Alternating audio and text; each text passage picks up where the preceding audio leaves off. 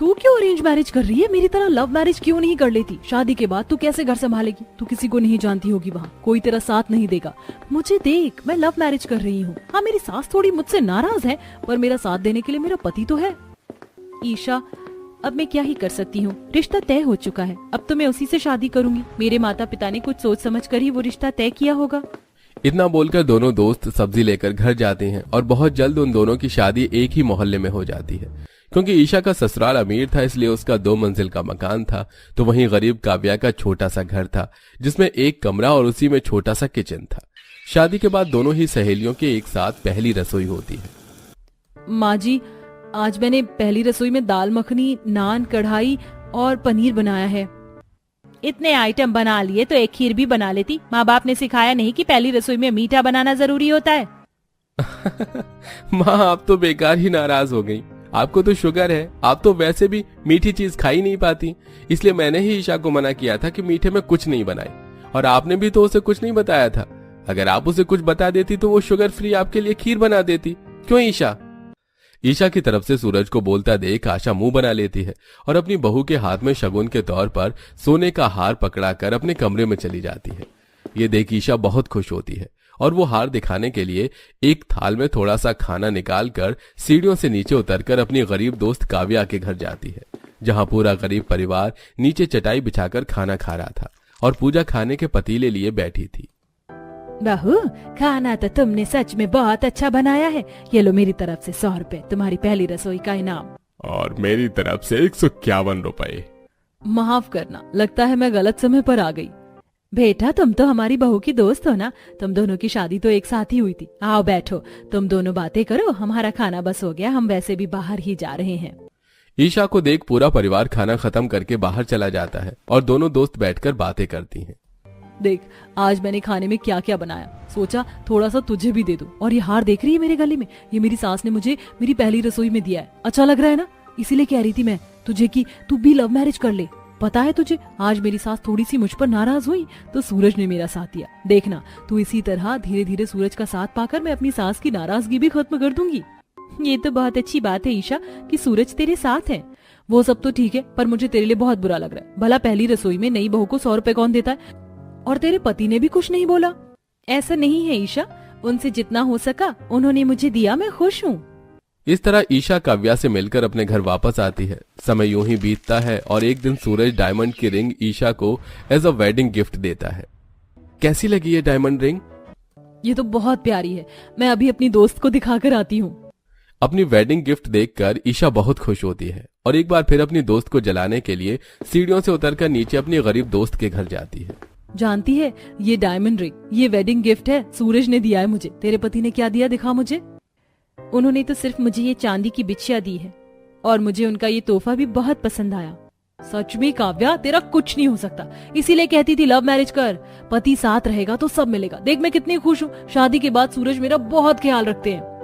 ईशा, ऐसा नहीं है, दिवाकर भी मेरा बहुत ख्याल रखते हैं। हाँ, वो तो दिख रहा है। अच्छा, अब मैं चलती हूँ, शाम हो रही है, मेरी सास को 7 बजे से पहले खाना खाना होता है। इतना बोलकर ईशा अपने घर जाती है और 7 बजे से पहले खाना बनाकर अपनी सास को देती है, पर फिर भी आशा खुश नहीं होती। समय यूं ही बीतता है और एक दिन अपनी सास को खुश करने के लिए ईशा अपनी सास के लिए बड़ी मुश्किलों से छत पर चूल्हे की रोटी और उड़द की दाल बनाती है, पर उससे वो खाना नहीं बन पाता और आशा मौके का फायदा उठाकर सूरज के कान भरने लगती है। देख ले बेटा, तू तो बड़ा कहता था कि तेरे होने वाली बीवी ऐसी है वैसी है, पर देखा, आज तक वो मुझे मेरी पसंद का खाना नहीं खिला सकी। इतने दिनों बाद चूल्हे की भी रोटी बनाई, वो भी जला दी। अब क्या मैं इसके हाथ का ये जला कटा खाना खाऊं? माँ जी, मैंने फर्स्ट टाइम बनाई है, इसीलिए थोड़ी जल गई। सूरज, माँ जी को बताओ ना कि मुझे इतना सब कुछ बनाना नहीं आता, धीरे धीरे मैं सब बनाना सीख जाऊंगी। ईशा, मैं हर वक्त माँ को तो नहीं समझा सकता, कुछ चीज तुम्हें भी समझनी होगी। और कितना टाइम चाहिए तुम्हें? मुझे और भी काम होते हैं। सूरज ऑफिस और घर दोनों से परेशान होकर ईशा को डांट कर चला जाता है। सूरज की ऐसी बातें सुनकर ईशा रोने लगती है। समय यूं ही बीतता है और धीरे धीरे ईशा और सूरज के बीच में दरारें आने लगती हैं। ऐसे ही एक दिन, देख ली मैंने तेरी पसंद की लड़की, ना समय पर खाना देती है ना ही दवाई देती है। सुबह के 9 बज गए, अभी तक घोड़े बेचकर सो रही है। अगर मेरी पसंद की लड़की आई होती तो पूरा घर संभाल चुकी होती अब तक। अपनी माँ की बातें सुनकर सूरज का गुस्सा बढ़ जाता है और वो कमरे में जाकर गुस्से में ईशा के ऊपर चिल्लाने लगता है। सूरज की आवाज सुनकर ईशा उठकर बैठी है। अगर आंखें खुल गई हैं तो एक बार समय भी देख लो। सही कहती थी माँ, गलती करी मैंने तुम जैसी लड़की से शादी करके। मुझे तुमसे नहीं, माँ की पसंद की लड़की से शादी करनी चाहिए थी। अगर आज माँ की पसंद की लड़की इस घर में आई होती तो मुझे हर टाइम घर में चिक चिक नहीं सुनने को मिलती। ऊपर से तुम्हारा मैं कितना ही साथ क्यों ना दे दूं, पर तुम लापरवाह की लापरवाही रहोगी। सूरज, तुम बदल गए हो। तुम्हें मेरे एफर्ट्स नजर नहीं आ रहे? मैं हर दिन माँ जी को मनाने की कोशिश करती हूँ पर उनकी नाराजगी खत्म ही नहीं हो रही। और रही आज लेट उठने की बात, तो मेरी तबीयत ठीक नहीं है। मैंने तुम्हें रात में भी बताया था पर तुमने एक बार भी मुझसे मेरी तबीयत का नहीं पूछा और यहाँ पर आकर मुझ पर चिल्ला रहे हो। इस तरह ईशा और सूरज के बीच लड़ाइयां शुरू हो जाती हैं और ये देखे आशा को बहुत अच्छा लगता है। समय यूं ही बीतता है। अब दोनों दोस्त 7 महीने की गर्भवती होती हैं। ऐसे ही एक दिन जब सूरज हॉल में बैठकर अपनी माँ के साथ टीवी देख रहा होता है तो ईशा आती है। सूरज, आज तुम घर में हो तो मेरे साथ हॉस्पिटल चलो। आज मुझे डॉक्टर ने बुलाया था। घर में हूँ इसका मतलब ये नहीं कि तुम्हारी तरह खाली बैठा रहता हूँ। दवाई तो लेने जानी है। माँ के साथ चली जाओ या अकेली चली जाओ, इसमें कौन सी बड़ी बात है। अरे बेटा, मुझे मत बोल इसके साथ कहीं जाने को। इसके नखरे ही खत्म नहीं होते और मैं तो खुद बीमार हूँ। सूरज और अपनी सास की बातें सुनकर ईशा अपनी रिपोर्ट लेकर खुद आराम से सीढ़ियां उतरती है और बाहर आती है तो लड़खड़ा जाती है और ये सब घर के बाहर खड़ी काव्या की नंद देख लेती है और वो जल्दी से जाकर ईशा का हाथ पकड़ लेती है और घर के बाहर खड़ी काव्या और शांति ईशा से कहती हैं, बेटा, तुम्हारा 7वां महीना लग चुका और तुम अकेली हॉस्पिटल जा रही हो।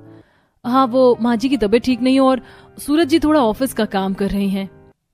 कोई बात नहीं काव्या, मैं भी हॉस्पिटल ही जा रही हूँ। चलो आज हम दोनों दोस्त एक साथ डॉक्टर के पास जाएंगे। वैसे भी हम दोनों का हॉस्पिटल पास में ही है। शीतल, तुम भी हमारे साथ चलो।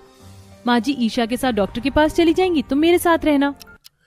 अब ईशा काव्या और उसकी सास के साथ डॉक्टर के पास जाती है और शाम को घर आती है और सीढ़ियां चढ़कर जब ऊपर जाती है तो फैला घर देख सूरज से शिकायत करती है। सूरज, आई एम प्रेग्नेंट।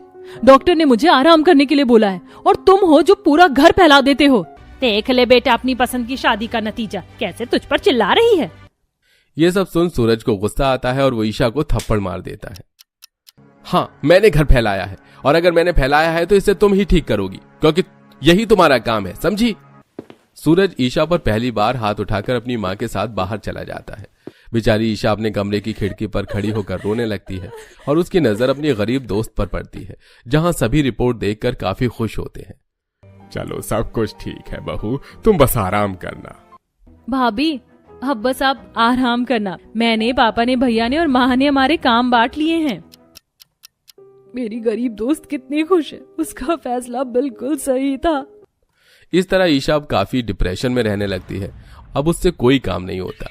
ऐसे ही एक दिन जब ईशा रसोई में खाना बना रही होती है तो उसे उल्टी होने लगती है और उसकी उल्टियां आशा साफ करते हुए अपने बेटे को भड़काती है। देख रहा है बेटा, घर में बहू आती है तो सास का ख्याल रखती है, पर मुझे तेरी बीवी की उल्टियां साफ करनी पड़ रही हैं।